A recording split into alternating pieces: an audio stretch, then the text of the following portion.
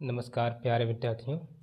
आज इस वीडियो में हम हल करेंगे अभ्यास प्रश्न 3.5 कक्षा 10 बालाजी प्रकाशन से। और ये जो चैप्टर है वो चैप्टर चल रहा है दो चर वाले रैखिक समीकरण यानी linear equation in two variables. ठीक, तो इसके पहले जो हमने पूरे के पूरे सवाल बताए हैं वो सवाल नंबर 15 तक बता चुके हैं और इस वीडियो में सवाल नंबर 16 से बताएंगे। ठीक है, तो और पूरी एक्सरसाइज का कंप्लीट सॉल्यूशन आपको मिल जाएगा हमारे चैनल की प्लेलिस्ट पर, या इस वीडियो के डिस्क्रिप्शन बॉक्स को आप चेक कर सकते हैं, तो प्लेलिस्ट पर भी चले जाएंगे और जो भी वीडियो देखना चाहें उन पर्टिकुलर वीडियोस पर भी आप क्लिक करके वो वीडियोस देख सकते हैं और अपना सॉल्यूशन पा सकते हैं। और आगे के लिए सॉल्यूशन पाने के लिए आप इस चैनल को सब्सक्राइब भी कर सकते हैं और जो भी आपकी प्रतिक्रिया हो, सुझाव हो, तो हमें कमेंट में लिख सकते हैं और हमें अपना सुझाव भी दे सकते हैं। ठीक है, तो चलते हैं हल करते हैं सवाल नंबर पहला। तो यहाँ पर जो सवाल नंबर 16 है वो कह रहा है निम्नलिखित रैखिक समीकरणों को वज्र गुणन विधि से हल कीजिए। ठीक है, वज्र गुणन विधि से हमें हल करना है। तो जो पहला सवाल दिए हैं वो दिए हैं 8x + 5y = 9 और दूसरा है 3x + 2y = 4। तो सबसे पहले ये जो समीकरण हमें दिए हैं इनको इस तरीके से ना लिख करके हम कुछ दूसरे तरीके से और लिखते हैं, यानी इनको फर्दर और सॉल्व करते हैं। तो वो क्या हो जाएगा, जैसे ये कि है इम्प्लाइज लगा करके 8x, ये तो एज इट इज रहेगा 8x + 5y। अब ये जो 9 है, 9 को इधर लाना है कुल मिला करके। ठीक, तो -9 और इधर क्या बचा बराबर 0। अब इसी को समीकरण 1 दे दो और इसमें क्या करिए, इसमें भी सेम काम, ये 3x + 2y। अब 4 को इधर ले आओ तो -4 = 0। ये हो गया समीकरण 2। अब वज्र गुणन विधि से अगर हल करना है तो ये कॉन्सेप्ट तो आपको अपनाना ही पड़ेगा, यानी जो अचर पद होगा उसको आपको बाईं ओर यानी 0 की तरफ दूसरी तरफ लाना ही होगा। ठीक है, और उधर 0 करना होता है। तो ये यदि आप समझ गए, अब बाकी आप धीरे धीरे समझेंगे। अब देखो वज्र गुणन ये क्या होता है, तो वज्र का अर्थ होता है तिरछा। ठीक है, तिर्यक, ये समझ लीजिए।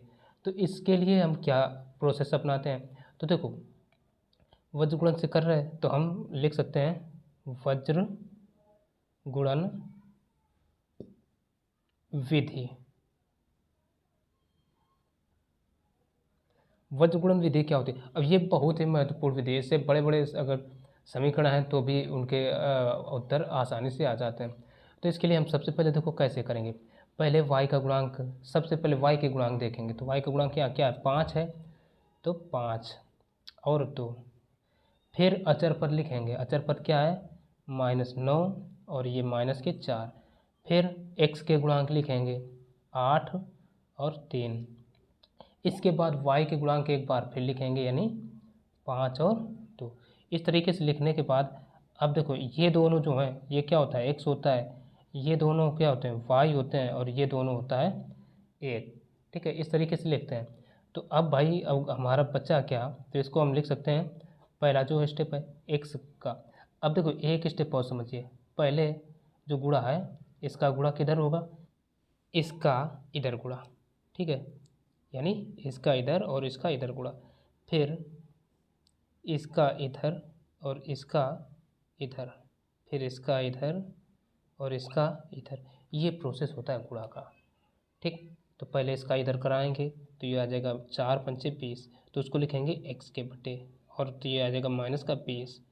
ठीक, अब देखो यहाँ जब दूसरा गुणा होता है वो बिना पूछे था माइनस का ही होता है।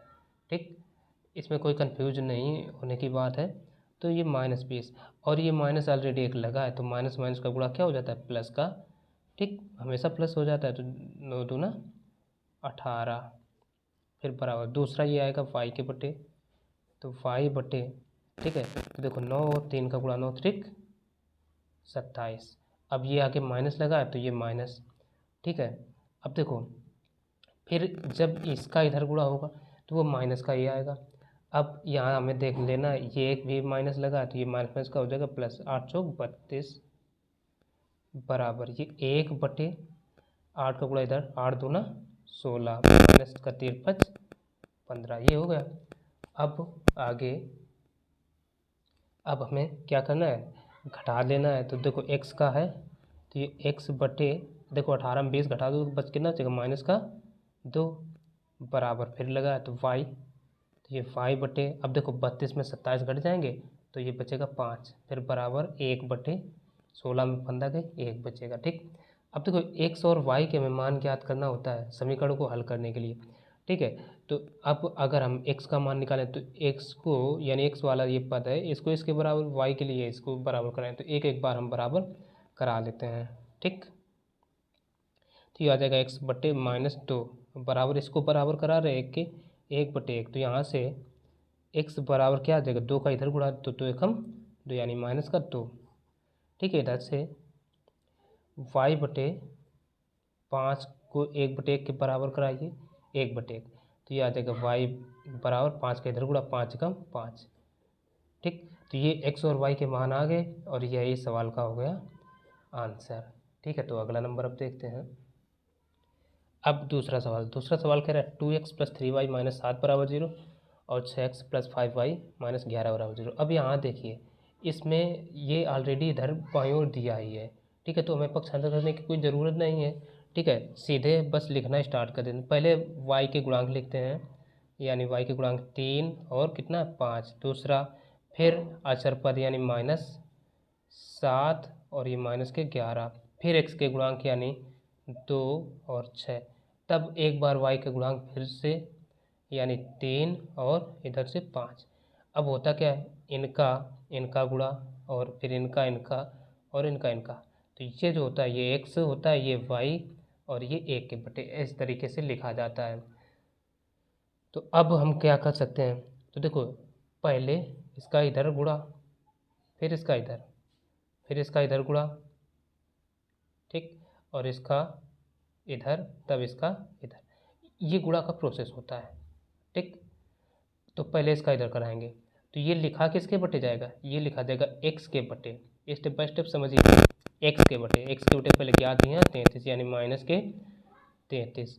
अब देखो 5 सत्ते 35, ये देखो गुणा हमेशा बीच वाले इधर का माइनस में होता है। अब देखो एक ऑलरेडी ये माइनस लगा है तो माइनस माइनस का हो जाएगा प्लस का, 5 सत्ते 35 बराबर, ये y बटे होता है तो y बटे 7 छंग 42, ये माइनस के 42 होगा। अब ये देखो 11 दूना 22, पहले ये 22 होगा ऑलरेडी प्लस माइनस का। ठीक, अब एक ये माइनस लगा है तो ये माइनस माइनस का गुणा क्या हो जाएगा, प्लस हो जाएगा। अब बराबर 1 बटे, अब देखो 5 का गुणा पहले इधर, 5 दूना 10 माइनस 6 त्रिका 18। अब देखो यहाँ दोनों प्लस थे तो गुणा केस में आया माइनस में 18 हो गया। अब आगे हम क्या करते, ये बराबर नहीं दैट इम्प्लाइज लगा सकते हैं x बटे, अब देखो 35 में 33 घटा तो बचेगा 2 बराबर, इधर से y बटे 42 में 22 लेस होंगे तो माइनस का 20 बचेगा, और इधर बराबर 1 बटे माइनस के ये 18 नहीं 8, ये चीज़ बचेगी।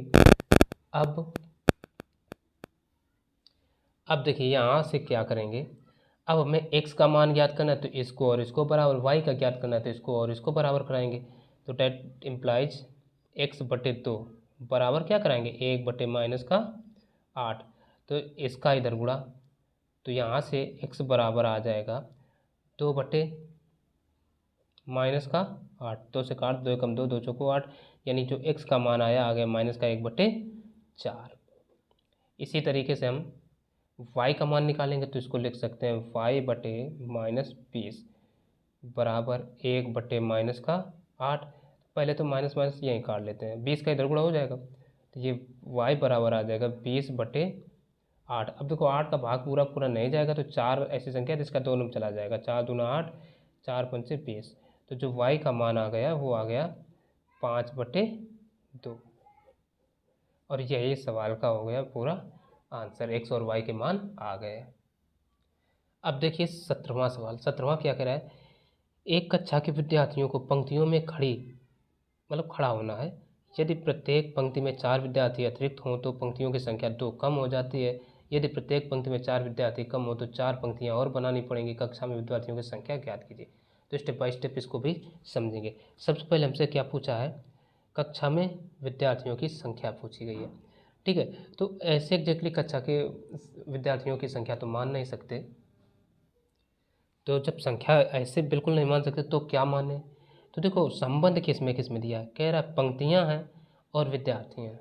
ठीक है, पंक्तियां और विद्यार्थी ये दोनों चीज़ दिए हैं, तो हम पंक्तियां मान लेते हैं और विद्यार्थी मान लेते हैं। ठीक है, तो मान लेते हैं, माना कक्षा में पंक्तियों की संख्या या कक्षा में पंक्तियों की संख्या। ठीक है, ऐसे मान लेते हैं। तो हम मानने के लिए देखो एक काम करते हैं, संबंध जो हमें पंक्तियों और विद्यार्थियों में दिया है, तो भाई पंक्तियों में क्या विद्यार्थी खड़े होंगे। ठीक है, तो प्रत्येक पंक्ति में कितने विद्यार्थी खड़े होंगे, पहले ये मान लेते हैं। माना कक्षा में प्रत्येक पंक्ति में विद्यार्थियों की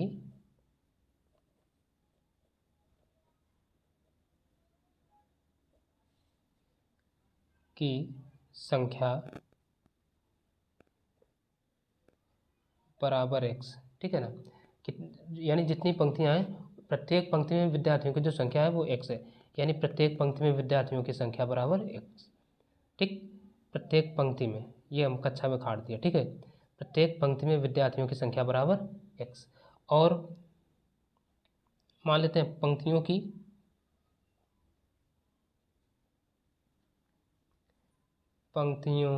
संख्या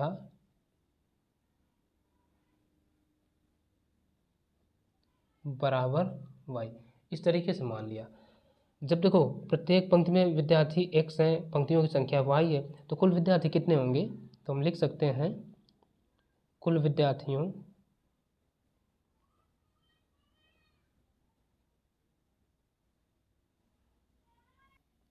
तो कुल विद्यार्थियों की संख्या देखो क्या हो जाएगी भाई, पंक्तियों और प्रत्येक पंक्ति में विद्यार्थियों की संख्या का आपस में करा दो गुणा, तो एक्स वाई हो जाएगी संख्या विद्यार्थियों की। ठीक, तो अब देख लेते हैं पहली शर्त क्या कह रहे हैं। कह रहा है एक कक्षा के विद्यार्थियों को पंक्तियों में खड़ा होना है यदि प्रत्येक पंक्ति में 4 विद्यार्थी अतिरिक्त हों। अतिरिक्त का मतलब ज़्यादा। तो यहाँ से प्रथम शर्त शुरू हुई हमारी, प्रथम शर्तानुसार। ठीक है ना, प्रथम शर्त क्या करें, यदि प्रत्येक पंक्ति में 4 विद्यार्थी अतिरिक्त हो। तो पंक्तियों की संख्या क्या है, x है ना, यानी प्रत्येक पंक्ति में विद्यार्थियों की संख्या क्या है, x माने हैं। तो अब प्रत्येक पंक्ति में 4 विद्यार्थी अतिरिक्त खड़े कर जा रहे हैं, तो इसका मतलब है x में 4 बढ़ाएंगे ना, क्योंकि भाई प्रत्येक पंक्ति में विद्यार्थी कितने x हैं, तो x में 4 और एक्स्ट्रा हो जाएंगे, तो यानी क्या हो जाएगा x प्लस का 4। ठीक, तो कह रहा है तो पंक्तियों की संख्या 2 कम हो जाती है, यानी पंक्तियां 2 कम हो रही हैं, तो पंक्तियों की संख्या क्या माने हैं, माना है उनकी y, तो y यानी कि 2 कम हो गए, तो y माइनस 2। अब देखो ये भी तो विद्यार्थियों की ही संख्या है ना, इसमें कोई चेंजमेंट नहीं हुआ, इसलिए हमने गुणा में डायरेक्टली लिख लिया है। तो बराबर किसके रहेगा, एक्स वाई के हेतु रहेगा, क्योंकि ये विद्यार्थी हैं तो बस इधर उधर किया जा रहा है। ठीक, कम नहीं होंगे, जितने हैं उतने ही रहेंगे। तो अब इनका करा दो गुणा, तो एक्स का पहले एक्स में तो एक्स वाई, एक्स का माइनस 2 में तो माइनस का 2x, अब 4 का वाई में तो प्लस का 4y, और 4 का 8 में 2 में तो माइनस का 4 दूना 8 बराबर के एक्स वाई। एक्स वाई से एक्स वाई कट गया, 8 को इधर भेज दो, 2 ले लो कॉमन, यहाँ से हमने 2 कॉमन लिया, यानी माइनस के चलो लिख लो 2x प्लस के 4y, 8 को इधर भेज दो बराबर 8, इधर माइनस के इधर प्लस के हो गए, तो 2 कॉमन अब ले लेते हैं, 2 कॉमन तो अंदर बचेगा माइनस का x प्लस के, देखो 2 का भाग 2 4 में तो 2 दूना 4, यानी 2y बराबर 8, 2 को बटे में भेज दो, तो इधर बचेगा माइनस का x प्लस के 2y बराबर 2 को बटे में भेज रहे हैं ना, तो देखो 2 कम 2, 2 चौको 8, यानी 4 आ जाएगा, समीकरण 1। अब दूसरी शर्त क्या करें, वहाँ लिखेंगे द्वितीय शर्त अनुसार, द्वितीय शर्तानुसार।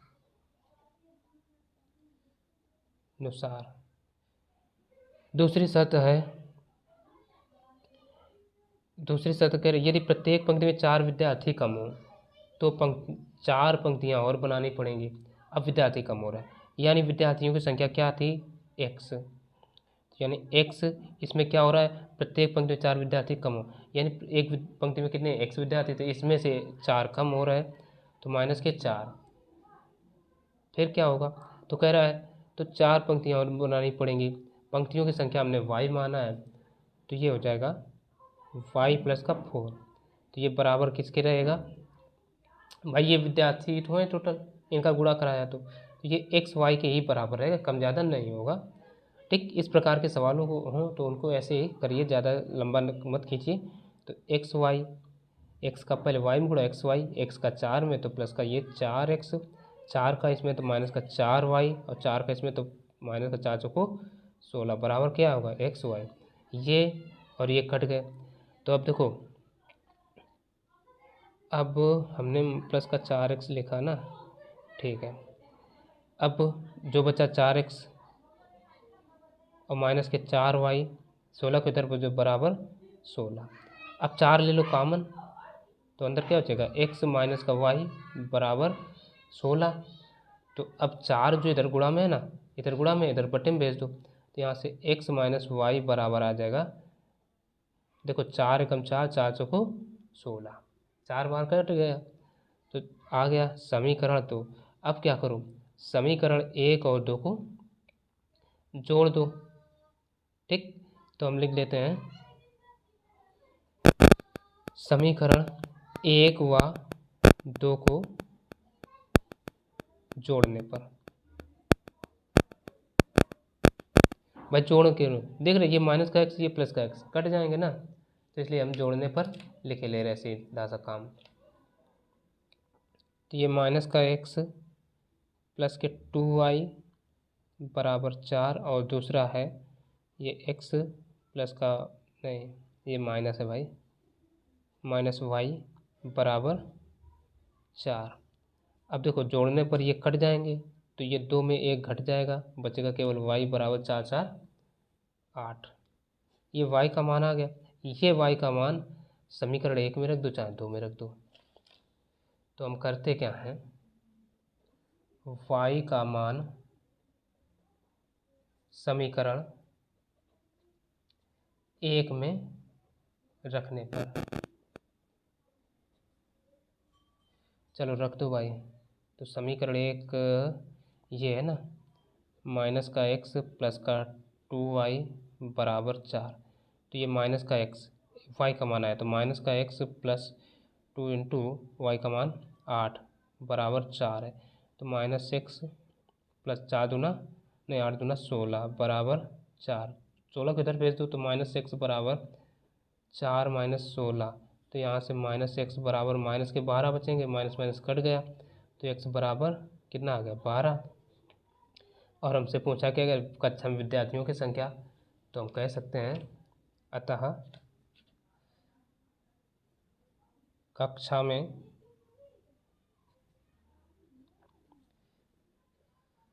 विद्यार्थियों की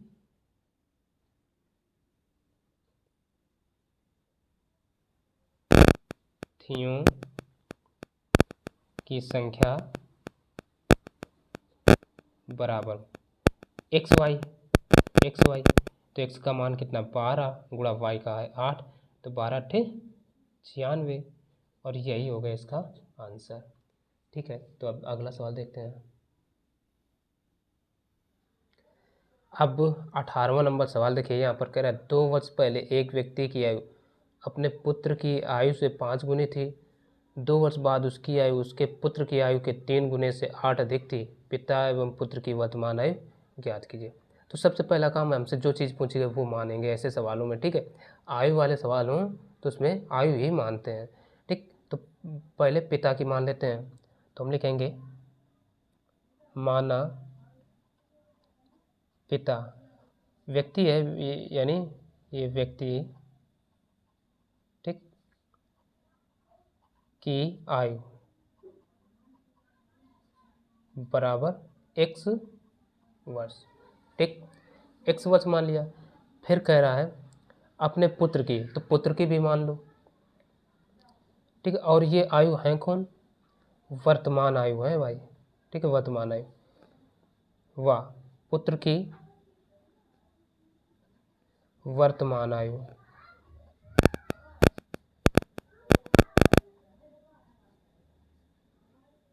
बराबर वाई वर्ष। वाई वर्ष, ठीक, वाई वर्ष मान लिया। अब आगे देखो क्या कह रहा है। अब सवाल पढ़िए, कह रहा है 2 वर्ष पहले एक व्यक्ति की आयु अपने पुत्र की आयु से 5 गुनी थी। 2 वर्ष पहले की बात हो रही है, अभी की नहीं हो रही। तो हम लिखेंगे 2 वर्ष पहले। 2 वर्ष पहले, पहले किसकी माने, व्यक्ति की, व्यक्ति की वर्तमान आयु,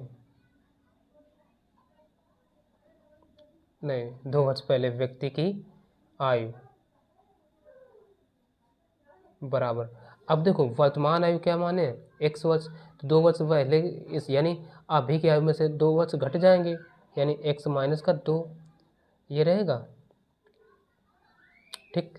और 2 वर्ष पहले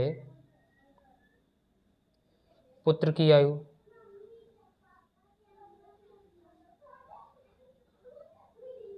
आयु बराबर पुत्र की वर्तमान आयु क्या माने, y वर्ष, तो y में से क्या होगा 2 घट जाएंगे, तो इतनी बचेगी। अब यहीं से प्रथम शर्त शुरू हुई। अब कहो प्रथम शर्ता अनुसार। अब प्रथम शर्त क्या कह रही है, कह रहे 2 वर्ष पहले एक व्यक्ति की आयु अपने पुत्र की आयु से 5 गुनी थी। प्रथम शर्त ये हुई। तो देखो एक पहले व्यक्ति की आयु, तो व्यक्ति की आयु को पहले कहा, तो व्यक्ति की आयु क्या x माइनस 2 है, तो हम लिखेंगे x माइनस 2। फिर क्या कहा है, अब देखो हम पढ़ रहे रैखिक समीकरण और इसमें बराबर ही दर्शाना होता है। तो फिर क्या कहा, पुत्र की आयु से 5 गुनी थी, तो पुत्र की आयु क्या है, y माइनस 2 है ना, तो y माइनस 2। अब लगा है गुने गुना, तो किसके साथ गुना लगा, पुत्र की आयु के साथ, तो इसी में हो जाएगा 5 का गुणा। अब ये हुए दोनों बराबर, तो अब क्या करो, x माइनस 2 5 का अंदर गुणा करा दो, तो आ जाएगा 5y माइनस 5 दूना 10। 5 को इधर ले आओ, तो x माइनस 5y बराबर 2 को इधर ले जाओ, तो माइनस का 10 और प्लस के 2, तो यह आ जाएगा x माइनस का 5y बराबर ये माइनस के 8, समीकरण 1 बन जाएगा। अब द्वितीय शर्त क्या कह रही, कह 2 वर्ष बाद उसकी आयु, यानी 2 वर्ष बाद की बेआयु निकालने लगा, तो हम लिखेंगे 2 वर्ष बाद पिता की आयु, पिता या व्यक्ति जो भी चाहो लिख लो, की आयु बराबर क्या हो जाएगी, x प्लस का 2। देखो वर्तमान जब x है, 2 वर्ष बाद में क्या होगा, जुड़ जाएंगे 2 साल, और 2 वर्ष बाद पुत्र की आयु बराबर क्या हो जाएगा, y प्लस का 2, दोनों में वर्ष, ये हो जाएगा। अब यहाँ से दूसरी शर्त क्या है वो समझिए, तो हम लिखेंगे द्वितीय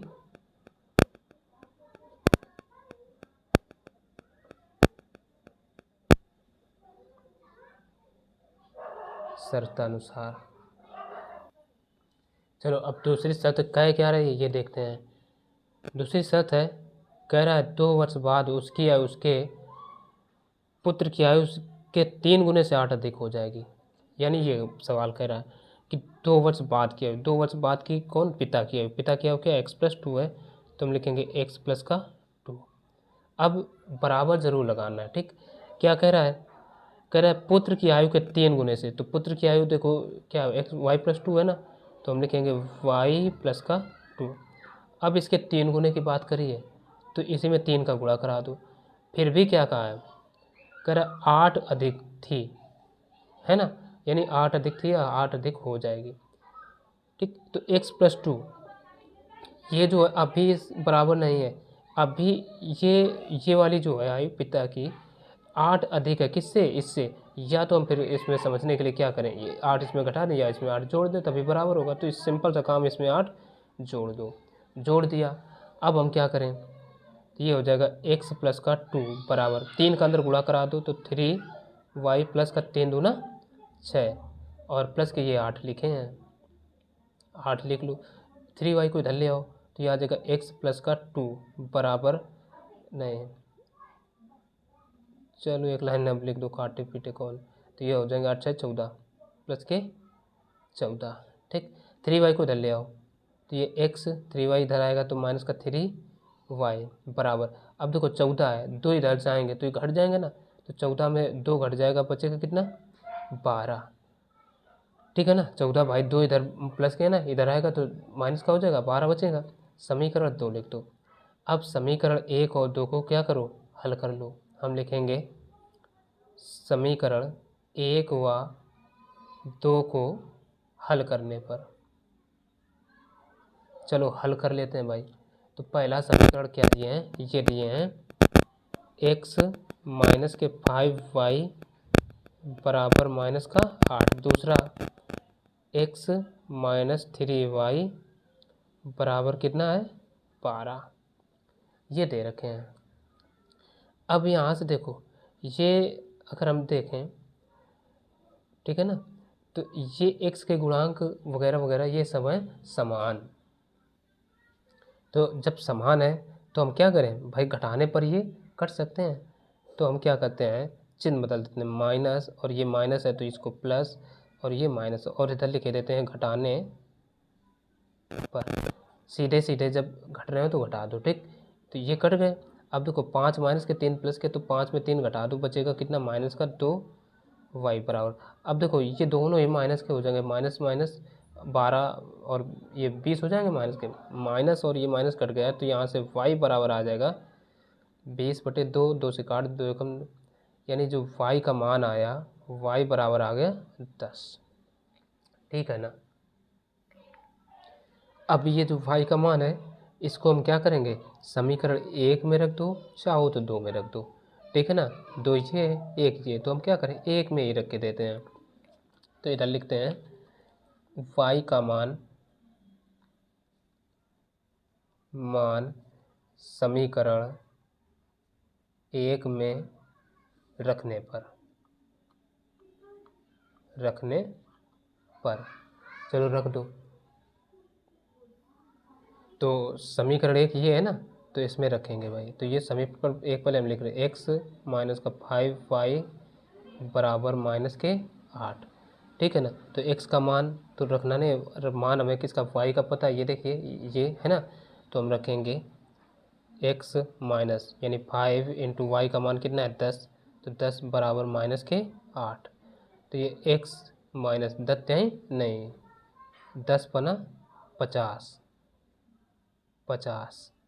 ठीक, बराबर कितने माइनस के 8 रहेगा, तो 50 को उधर भेज दो, तो यहाँ से x बराबर आ जाएगा माइनस के 8, और ये माइनस का इधर आ जाएगा प्लस का 50, तो यहाँ से x बराबर आ जाएगा 42।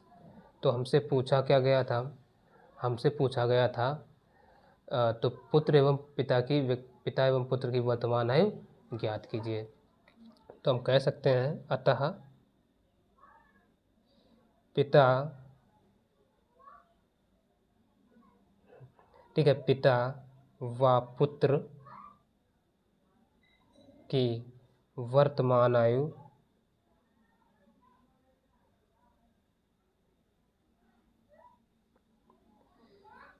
क्रमशः, ठीक है, 42 वर्ष व 10 वर्ष है। भाई ये कैसे पता चला, क्योंकि देखो पुत्र की आयु को हमने क्या y माना था, तो y का मान ये 10 आ गया, ठीक है, ये देख सकते हैं। और पिता की आयु x माने तो x का मान 42 आ गया, तो यही उत्तर हो जाएंगे।